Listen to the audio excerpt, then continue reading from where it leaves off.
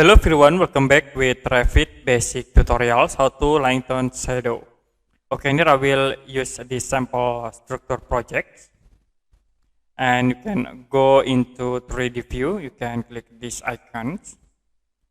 The next, we need to active shadow for these objects. You can click in here, and then you can go to graphic display option.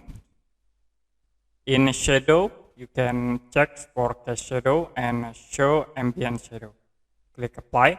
So to be automatically set shadow into these models. If you want to lighten this shadow, you can click in lightning, and then you can set for shadow in here. For lighten, you can click into these points and apply. And there'll be more lightens, or you can set to dark and move into this point. Click apply. If you're done, you can click OK. And that's it, how to lighten shadow in Revit. And if you have any question about this tutorial, you can comment below this video.